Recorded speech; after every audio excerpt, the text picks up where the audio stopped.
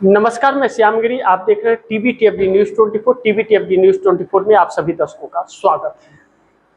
उत्तर प्रदेश की राजनीति गर्म हो गई है। राम मंदिर का रखवाली करने वाली भारतीय जनता पार्टी, राम मंदिर के गुणगान करके वोट मांगने वाली भारतीय जनता पार्टी के लोग राम मंदिर के दान पत्र से 200 करोड़ रुपए गायब कर दिए। सोचिए, 200 करोड़ रुपए गायब कर दिए। कोई एफआईआर नहीं है, कोई जांच नहीं है, कोई कुछ भी नहीं है। सब के सब लीपापोती करने में लगे हैं, जवाब कोई नहीं दे रहा है। एसआईटी गठित हुआ है, वह एसआईटी जिसका आज तक कोई रिजल्ट ही नहीं निकला किसी भी केस में, जो सरकार की अपनी बनाई हुई और सरकार को बचाने के लिए एक कमेटी बनाई गई है। मैं नहीं कह रहा हूं, यह बातें विपक्ष कह रहा है। विपक्ष की बातों को आप दर्शकों के सामने रखना है। अब यह चंदाखोरी और चंदा चोरी अब तो दान पत्र से भी चोरी होने लगा, मंदिर का दान चोरी होने लगा। अभी तक वोट चोरी हो रहा था, सीट चोरी हो रहा था, विधायक चोरी हो रहे थे, सांसद चोरी हो रहे थे, अब दान पेटी चोरी होने लगा। और 200 करोड़ रुपए का छोटी रकम नहीं है, बहुत बड़ी रकम है। और आप दर्शकों को जान करके अचंभव होगा कि राम मंदिर का जो असल हकदार था उसको हटा दिया गया। जो बरसों से खानदान उसका पूजा करता आया था, उसे हटा करके आरएसएस और भाजपा ने अपना कुनबा वहां बैठा दिया है। सब आरएसएस और भाजपा खा पी करके मस्त हैं और चुनाव में पैसों को लगाया जाता है, ऐसा विपक्ष का आरोप है। अब सवाल यह है कि जब 200 करोड़ की चोरी मंदिर की, और कहा जा रहा है कि कई मूर्तियां गायब हो गई हैं, जब यह इतनी बड़ी चोरी है तो बाकी के मंदिरों में भी चोरी होती होगी। मोदी जो जाते हैं और डमरू नचाते हैं, त्रिशूल घुमाते हैं, इसका मतलब घुमा घुमा करके चोरी करते हैं या चोरी करवाते हैं, या आरोप लग रहे हैं, लोग कह रहे हैं। मैं नहीं कह रहा हूं, मैं कौन होता हूं कहने वाला। मैं तो आपको बता रहा हूं कि विपक्ष क्या आरोप लगा रहा है। लेकिन चोरी तो हुई, इसमें कोई शक ही नहीं है। 100% चोरी हुई है, नहीं तो जांच किस चीज की हो रही है। और जांच में कोई रिपोर्ट न आ रही है और न आने वाला है, बल्कि दिल्ली से अब वहां पर लीपापोती करने के लिए टीम गई है। अब ऐसे में उत्तर प्रदेश का चुनाव आने वाला है, और उत्तर प्रदेश का चुनाव अब किस दिशा में जाएगा, इस बात की चिंता भारतीय जनता पार्टी को सता रही है। उत्तर प्रदेश हारे तो पूरी भाजपा और आरएसएस हिल जाएगी, फंस जाएंगे सबके साथ। यानी कि अब आन बान और शान की लड़ाई उत्तर प्रदेश चुनाव हो गया है। पहले चुनाव करेंगे या बाद में करें, समय पर करेंगे। जो नवंबर दिसंबर में चुनाव कराने की बात थी, राम मंदिर की चोरी ने उस जल्दी पर ग्रहण लगा दिया कि माहौल बिगड़ रहा है, अब यह नहीं जल्दी कराएंगे। देख लीजिएगा, राम मंदिर का मुद्दा नहीं रहता तो यह समय से पहले करा लेते, अपना किसी भी तरह सरकार लाने की कोशिश कर रहे थे।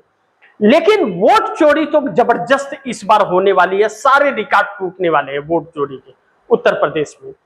और मोदी सरकार बड़ी संकट में आ गई है। मोदी सरकार के संकट का मतलब यह है कि जिन 20 टीएमसी के सांसदों को तोड़ी थी, उस 20 पर ग्रहण लग गया है उनकी सदस्यता रद्द करने के लिए।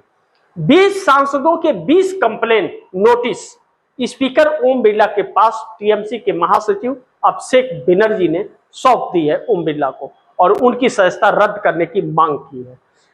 ओम बिरला बहुत सकते में है, क्या करे क्या ना करे। एक तरफ भारतीय जनता पार्टी का ही यह कारनामा है। यह सब कुछ जब हुआ और टीएमसी ज्यादा अग्रसित हो गई है, एक्टिव मोड में आक्रामक हो गई है, तो अभिषेक बनर्जी जैसे दिल्ली से कोलकाता पहुंचे, उनके लिए भारतीय जनता पार्टी के कार्यकर्ता सरे अंडे लेकर के इंतजार कर रहे थे। टीएमसी कार्यकर्ताओं को पता चल गया, वह भी एयरपोर्ट पहुंच गए, और दोनों पक्षों में खूब जम के मार पिटाई हो गई जबरदस्त तरीके से। टीएमसी के कार्यकर्ता भारी पड़ गए भारतीय जनता पार्टी को। फिर क्या था, गोदी मीडिया एक्टिव हो गया, अखबारों में छापना, वेबसाइट पे छापना, टीवी में दिखाना, सब शुरू हो गया। टीएमसी के पीछे जाते तो नहीं होता। क्योंकि भाजपा वाले पिटते हैं। ऐसे में मामला गड़बड़ा गया है। शुभेंदु अधिकारी को एक बड़ी चुनौती ममता बनर्जी दे रही हैं, लेकिन ममता बनर्जी के लिए प्लस पॉइंट यह हो गया कि जो अभी तक 4 मई के बाद टीएमसी के कार्यकर्ता डर रहे थे, वह डट करके मुकाबला भारतीय जनता पार्टी का करने लगे। और डट करके मुकाबला करने का मतलब यह है कि वह अंडे फेंक रहे थे या सरे टमाटर फेंक रहे। अब नहले पे दहला। अब जब टीएमसी के कार्यकर्ता आक्रामक हो गए तो भारतीय जनता पार्टी के कार्यकर्ता दुम दबा करके भाग निकले। इसीलिए मैं कहता हूं यह डरपोक लोग हैं। अभी यह सब चली रही, तब तक आरएसएस का मुद्दा गर्मा गया है। ममता बनर्जी बंगाल में भारी पड़ गई हैं और डरना कार्यकर्ताओं ने बंद कर दिया है, तो भारतीय जनता पार्टी का भागना शुरू हो गया है। यह सब कुछ देख करके आर्थिक चोट मारा जाए ममता बनर्जी पर, यह करते हुए 440 करोड़ रुपए बैंक खाते को फ्रीज कर दिया गया। कहा गया कि इसमें कुछ गलत तरीके से पैसे आए, यानी कि अलग अलग तरीके से प्रताड़ित किया जा रहा है। वक्त बताएगा, और वक्त बड़ी तेजी से बदल रहा है। आरएसएस के ऊपर गंभीर सवाल खड़े हो गए हैं। फंस गया है आरएसएस, और उसका दोषी नरेंद्र मोदी है। आरएसएस अगर जितना पचड़ा में फंसेगा, नरेंद्र मोदी की कुर्सी उतनी ही संकट में फंसेगी। कर्नाटक सरकार द्वारा दिया गया नोटिस आरएसएस को अब रंग लाने लगा है। आरएसएस के ऊपर बैंड लगाने की तैयारी चल रही है, जिन राज्यों में भारतीय जनता पार्टी की सरकार नहीं है। आरएसएस को या तो रजिस्ट्रेशन कराना पड़ेगा या तो शाखाएं बंद करनी पड़ेगी। इस तरह की बात प्रियंक खरगे, कर्नाटक के गृह मंत्री का यह बयान है। ऐसे में गृह मंत्री को लेकर के वह दलित समाज से आते हैं, तो ऐसे में भारतीय जनता पार्टी कर रही है, दलित कैसे सवाल खड़ा कर सकता है? दलित कौन होता है पूछने वाला आरएसएस को? तो आरएसएस कौन होता है दलित को बोलने वाला? यह संविधान क्या दलितों से अलग है? नए पचड़े में भारतीय जनता पार्टी फंस गई। दलित के ऊपर हमला करके भारतीय जनता पार्टी ने अपने दलित वोटरों को नाराज कर दिया। ऐसे में दलितों के अंदर एक आक्रोश उत्पन्न हो गया। यह क्या बात है? आपसे कागज मांगा, कागज दिखाओ, और कागज नहीं है तो कागज बनवाओ। इन बातों में भारतीय जनता पार्टी और आरएसएस दोनों ज्वाइंट फंस गए हैं बुरी तरह से। इसमें से निकलने का रास्ता नहीं बच रहा है, और जितना इस पर बयान भाजपा या आरएसएस वाले दे रहे हैं, उतने ही और फंसते जा रहे हैं। इनके काले चिट्ठी खुलते जा रहे हैं। ऐसे में प्रियंक खरगे जो गृह मंत्री हैं कर्नाटक, उन्होंने कहा तुम्हारे पास पेपर है तो मेरे मुंह पे दे मारो, पेपर दो। क्यों नहीं दे रहे हो? तो क्यों इधर उधर की बातें कर रहे हो? पेपर दो, नहीं तो पेपर बनाने पड़ेंगे, हम छोड़ेंगे नहीं तो शाखाओं में बड़े बड़े ताले लगेंगे। कर्नाटक से यह चल ही रहा था टकराव, तब तक तेलंगाना के मुख्यमंत्री रेवंत रेड्डी और केरल के सतीशन दोनों का आ गया कि आपको तो भाई डॉक्यूमेंट बनाना पड़ेगा। यानी कि कार्रवाई अब तेलंगाना और केरल में भी शुरू होने जा रही है आरएसएस के खिलाफ। यानी कि साउथ के 3 राज्य, तो हिमाचल में भी होगा और तमिलनाडु में भी होगा। यानी साउथ से पूरी तरह से आरएसएस को तोड़ने की अब एक ऐसी कानूनी दांव खेला गया है संवैधानिक तौर पर कि बताओ संविधान को मानते हो या नहीं। अब इसे बताना पड़ेगा संविधान को मानता है कि नहीं, बताना पड़ेगा कि आरएसएस क्या करता है।